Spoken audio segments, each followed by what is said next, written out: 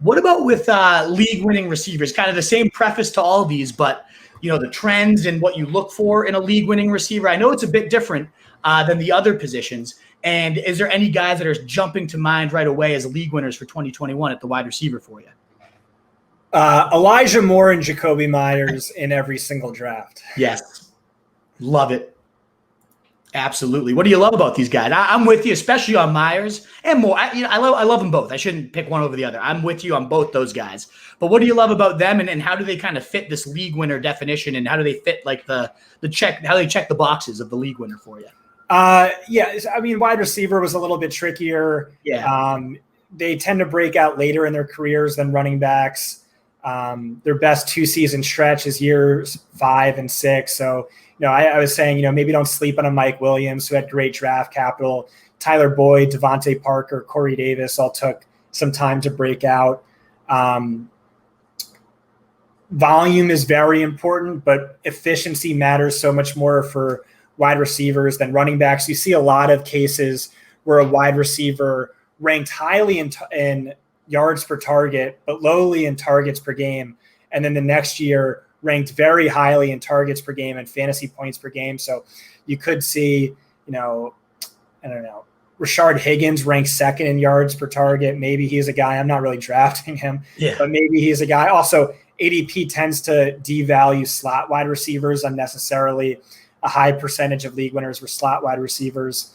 But anyway, Jakobi Meyers, the bulk of the reason why I want to draft him is because I think there's a really good chance he's the starting slot wide receiver for New England. And Bill Belichick starting slot wide receiver has just been fantasy gold for the longest time.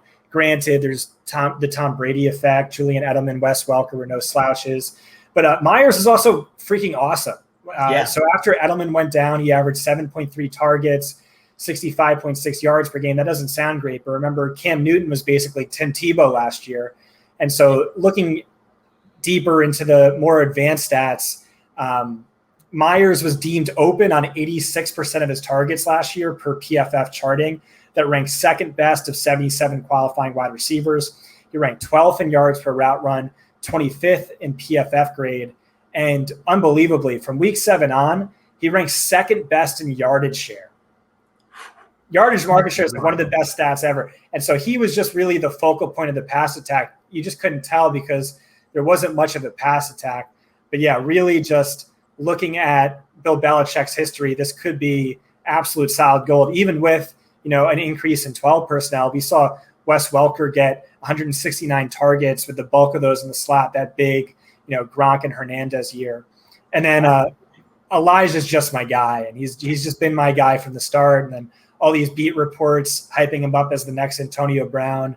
I love it. I think he's, there's not going to be much of a learning curve with him. I think he can be a PPR cheat code from day one. He averaged like 10.8 receptions per game last year, and he's just a beast. And, Jamar Chase is going, 5 rounds earlier. Devonta Smith is going 4 rounds earlier. So I don't see much of a separation in terms of talent. Of course, I'm biased, but should be. I mean, he's just a great value. I love all three of the big names we talked about there. Jakobi Meyers, the yardage share argument. I didn't realize it was that high. That's insane. And sure, it wasn't much of a pass attack, but let's, who knows? They're saying Mac Jones has a real shot at winning this job outright from camp. Like, immediately that pass attack is 10 times more valuable than what it would have been from a passing game perspective if it's not Cam Newton throwing him the rock. And even if so, it was Cam Newton's guy last year. He has that rapport. And he goes around 17. Like, what more do you want there? So I'm 100% on board there. Elijah Moore, too. The hype train is insane.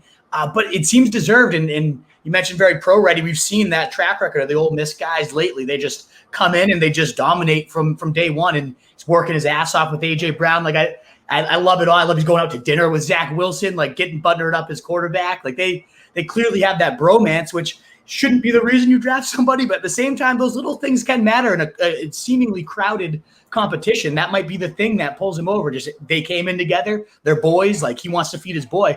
I love that. And also Mike Williams, the other guy you mentioned, like, he fits that bill to perfection as a guy that's like made these huge splashes, and we see these massive plays. I mean, every single catch I see from him, it's like he's leaping over somebody, 3 people over him, falls down, like breaks his body. It's insane what like he's doing on a day-to-day basis.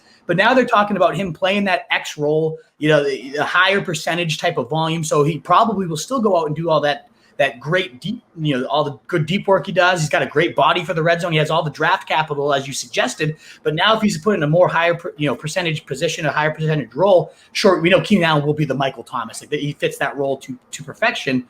But if they're giving Mike Williams that type of volume too, I really, really like him. I think those three that you mentioned are the three guys I'm ending up with the most in all my drafts. You can get Mike, around 9, 10, maybe a little bit higher now. He's going to creeping up to around 8. But then the other guys, Elijah Moore, 10, Myers, 15, good prices on them for the upside. I'm with you on all three of those guys. In fact, those were the three I wanted to talk about. So we've already covered all the league-winning receivers on the list. I don't really have many others to add. Those are my 3 top choices as well. So I love it. What is up, you fantasy wolf? Thanks so much for tuning in. If you haven't already, share your thoughts in the comments, check out some more videos, and join the newest Wolfpack by subscribing below.